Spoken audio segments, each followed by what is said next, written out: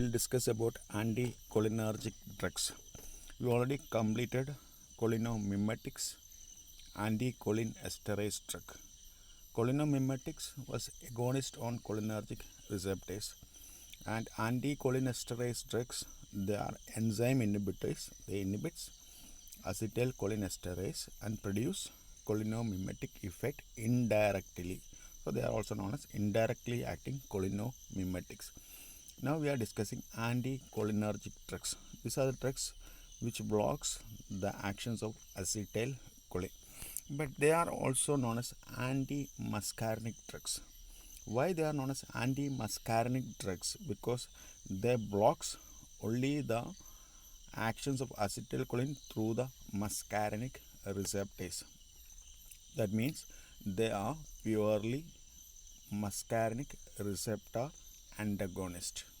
Understand that anticholinergic drugs, though we are telling anticholinergic drugs, it is supposed to block all the actions of acetylcholine, but it's not so. It is muscarinic receptor antagonist, and it will block only the actions of acetylcholine through the muscarinic receptors by blocking the muscarinic receptors. They are also known as parasympatholytics because it blocks the parasympathetic activity, and atropine-like drugs because atropine was the first drug discovered under this classification. That's why they are also known as atropine-like drugs. So don't get confused like in the figure. All the four names are applicable, but what we have to remember is these all the four names, what all drugs coming under all these four headings, they blocks only the muscarinic actions of acetylcholine. Kindly refer back the chart which you note down in the back side of the notebook. This chart receptors, the actions. So muscarinic receptors are there M1 to M5. So all these actions from M1 to M5 will be blocked. So the actions of acetylcholine through the M1 to M5 receptors will be also blocked. So let us see the classification. Natural anticholinergic drugs, atropine, this is the first drug, hyoscine or scopolamine or hyoscyamine. Three names are applicable, but the most commonly used names are hyoscine or scopolamine. Second classification, semi-synthetic derivatives. Semi-synthetic, so easy to remember if you know atropine, homatropine, atropine methonitrate, you can remember easily. But the most important drug in that class is ipratropium bromide and tiotropium bromide. I given in the bold because they are widely used for bronchial asthma or COPD. So ipratropium bromide and tiotropium bromide are important drug. Along with that, you can remember homatropine or atropine methonitrate or hyoscine butyl bromide. Third classification, synthetic compounds. It's again subclassified as first one mydriatics. Mydriatics, remember the D in that. That means dilatation of pupil. It increases the pupil size. Cyclopentolate and tropicamide, which are very commonly used for mydriatic purpose. Second is anti-secretory and anti-spasmodic. It's not coming up.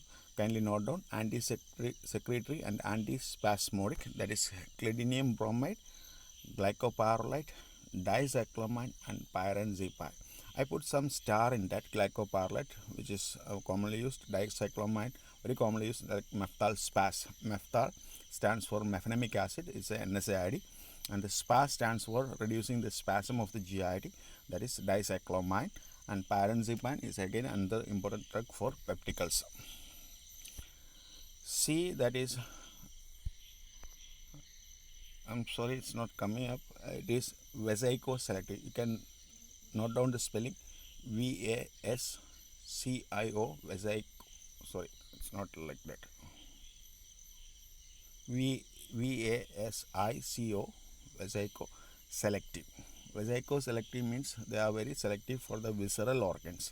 Example, oxybutynine and flavoxate. And last classification, anti-Parkinson drug, that is benzhexol, procyclidine and piperidine. Benzhexol, procyclidine and piperidine. I repeat, synthetic compounds, mydriatic is there, anti-secretory and anti-spasmodic. Kindly note down that. C, vesicoselective, VASICO, vesico selective, that is selective for the visceral organs, especially urinary system. Mechanism of action of anticholinergic, already mentioned, they are muscarinic antagonist, muscarinic receptor antagonist. So it causes reversible blockade of muscarinic receptors. It's a reversible blockade if the acetylcholine level can be increased, that is by blocking the acetylcholine esterase enzyme. If you can increase the acetylcholine level in the synapse, the blockade can be overcome. Kindly note down that. And it is having affinity for the muscarinic receptors but no intrinsic activity. That means it cannot activate the receptor. It can simply block the receptor and prevent the binding of acetylcholine to the receptors. Pharmacological actions, we are taking atropine as a prototype drug because it blocks all the muscarinic receptors, while the rest of the classification, what all drugs coming other than atropine, they are known as atropine substitutes. Kindly note down, all the drugs which are coming after atropine under the classification of anticholinergic drugs are also known as atropine substitutes.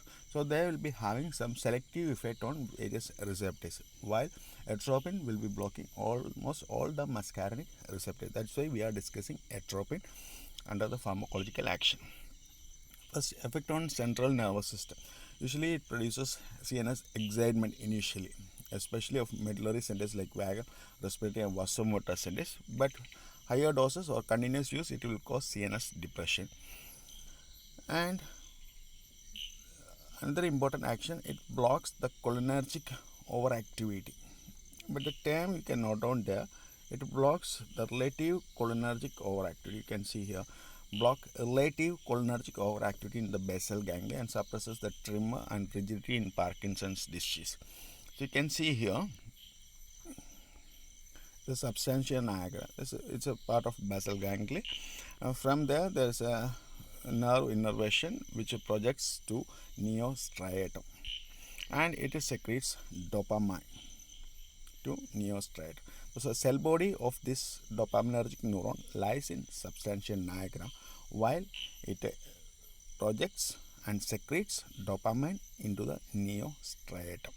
While the dopamine is having an inhibitory effect on neostriatum, while there is another nerve innervation coming to neostriatum from the hypothalamus. It's a cholinergic neuron which secretes acetylcholine into the neostriatum and stimulates neostriatum.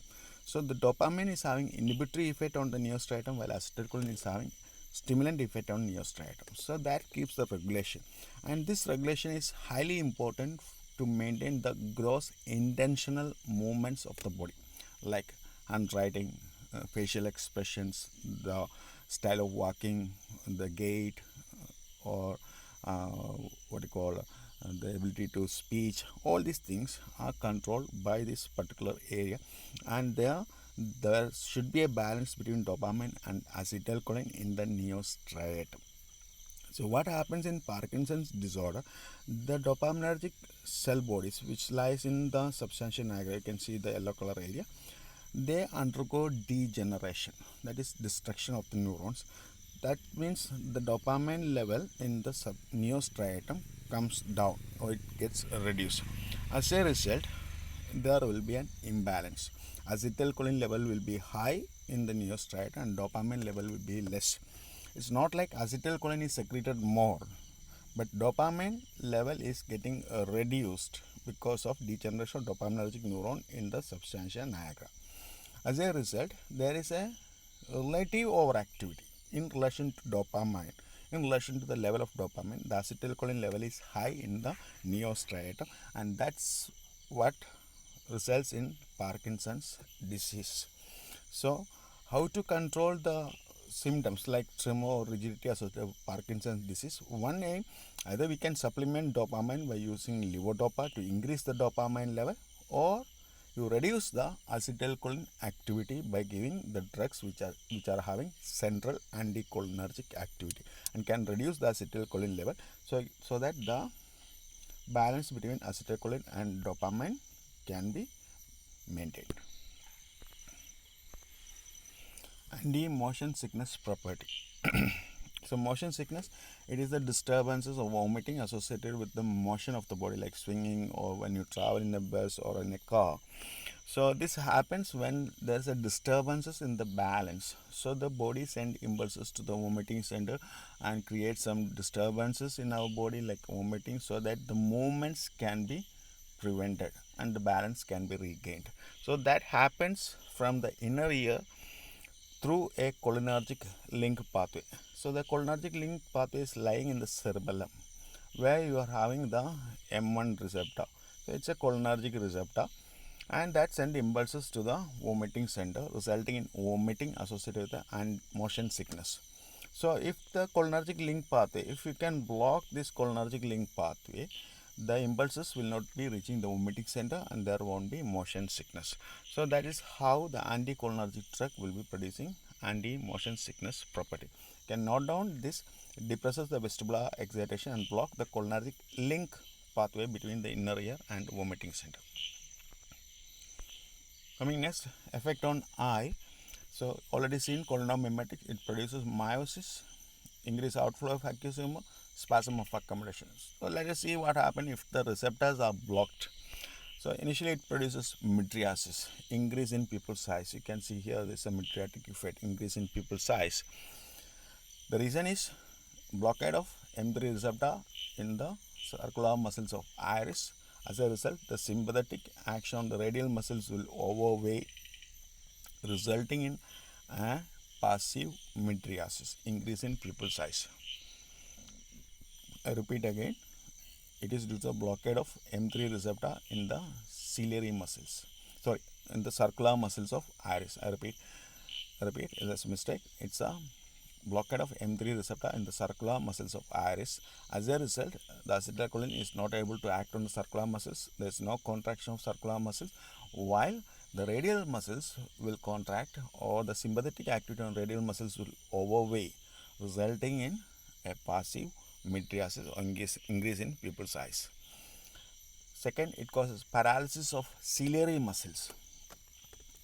Already you have seen the ciliary muscles, how it play an important role in accommodation. So blockade of M3 receptor in the ciliary muscles will completely result in paralysis of ciliary muscles.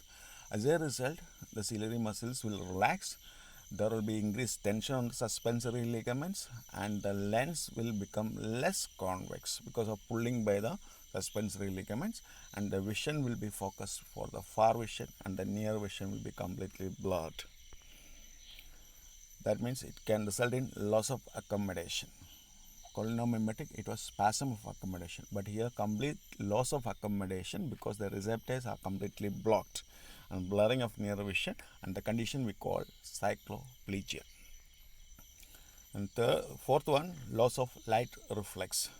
So when the bright light falls on the eye, the parasympathetic nervous system is activated, acetylcholine is secreted, and it is supposed to act on M3 receptor in the circular muscles of iris. But the M3 receptor in the circular muscles of iris, once it is blocked by the anticholinergic drug, acetylcholine is not able to act on the M3 receptor in the circular muscles of iris and not able to produce the contraction of circular muscles of iris and do not produce the light reflex or miosis. And because of loss of light reflex, there will be difficulty for the patient to get into the bright light, resulting in photophobia. And there will be definitely dryness and irritation of eye because of decreased lacrimation. And there is chance of increase in intraocular pressure, but it is observed only in patients with a narrow angle glaucoma. So it is contraindicated in glaucoma because of decreased outflow of aqueous humor from the posterior chamber to the anterior chamber. Effect on heart, very simple. You see acetylcholine, it produces bradycardia, so here we can expect the tachycardia. Blood vessels and BP, there is no effect at all, so no need to mention in the answer paper any effect on blood vessel or BP, because acetylcholine do not play a major role on the blood vessel. It is only an indirect effect, that is through endothelial cells by releasing nitric oxide. So that is not a physiological action of acetylcholine. So blockade of the receptor in the endothelial cells will not produce any effect. So there is no effect on blood vessels or BP. Effect on smooth muscles, you can expect relaxation because acetylcholine produces contraction. So that's a physiological action of acetylcholine. Once it is blocked, the smooth muscles will relax. The important muscles involve GIT. So once the GI smooth muscle relaxes, there will be decrease in tone and peristalsis. So decrease in motility of GIT, that means the movements of the content of GIT is reduced. That means it will lead to constipation. Note down, it is not there in the slide. Bronchial smooth muscles, it will produce bronchodilation. Bronchodilation. Relaxation of bronchial smooth muscles, useful for treating asthma and mainly for COPD, chronic obstructive pulmonary disease.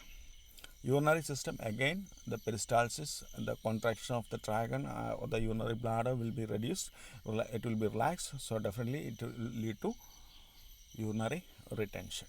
So GIT, constipation, reason is decreased GI motility. Bronchial smooth muscle, bronchodilation due to relaxation of bronchial smooth muscle, useful in asthma or COPD.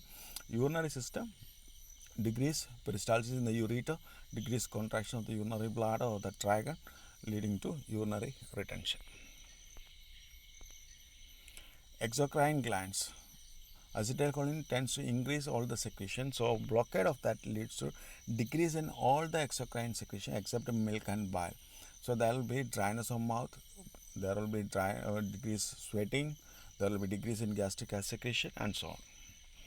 Effect on body temperature, because once sweating is reduced, definitely the body will increase the temperature.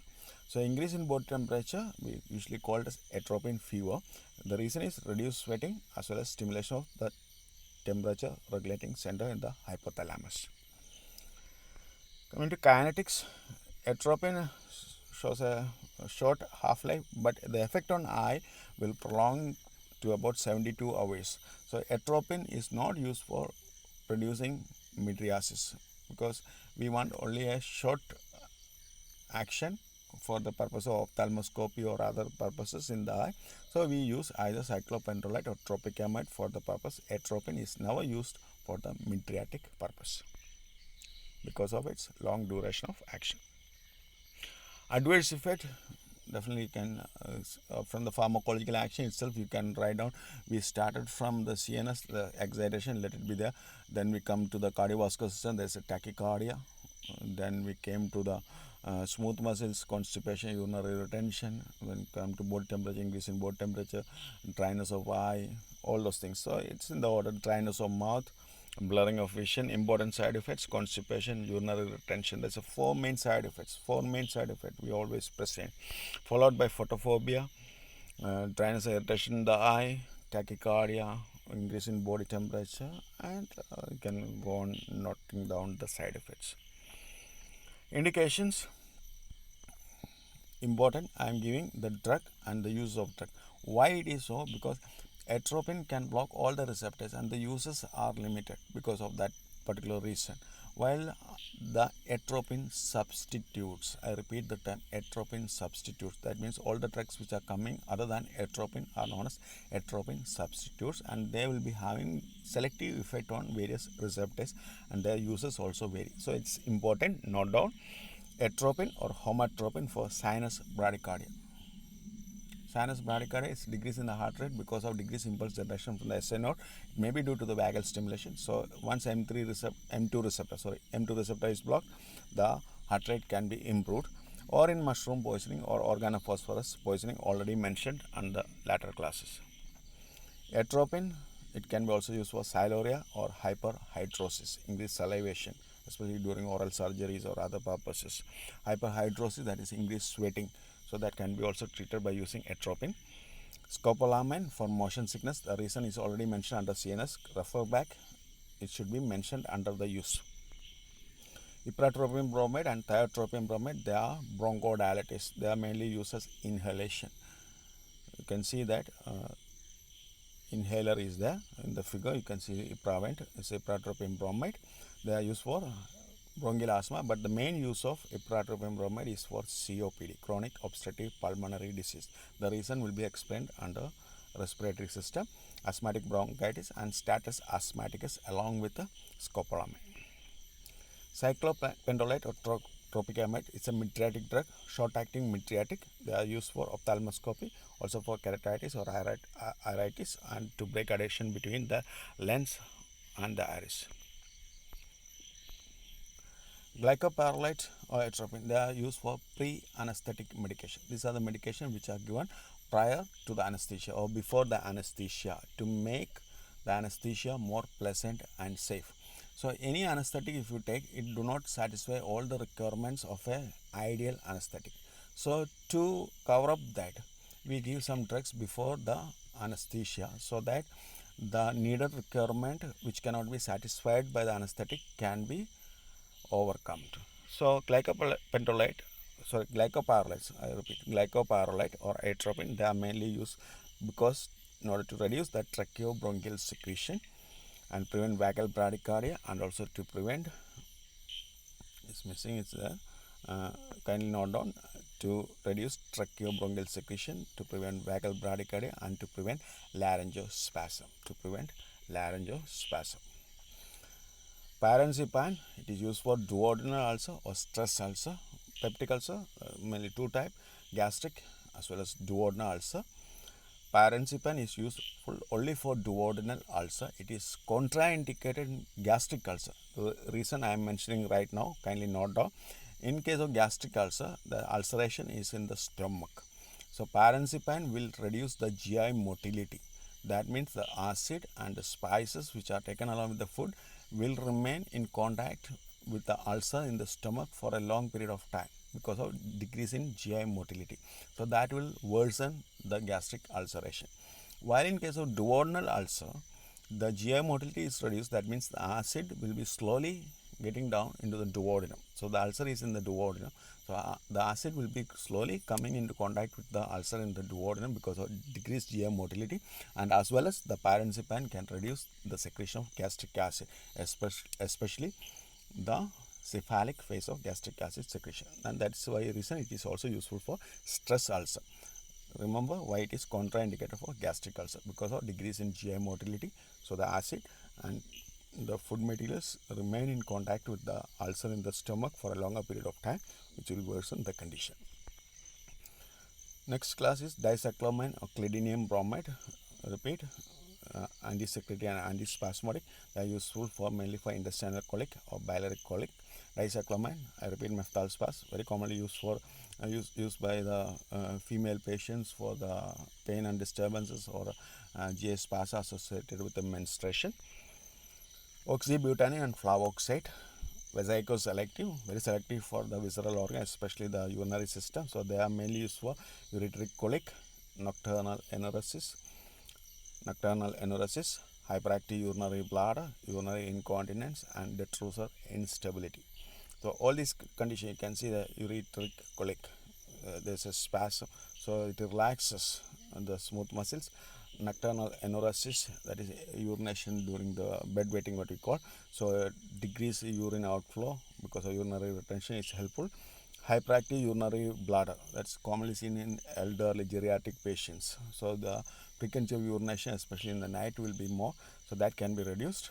Urinary incontinence, you know it. So that frequency of urination can be reduced, and detrusal instability and associated urinary frequency can be also reduced. Benzhexol, procyclidine, and piperidine, they are useful for Parkinson's disease. It's already there in the classification, anti-Parkinson drug. The reason is mentioned in the CNS. Kindly refer back and note down under the use.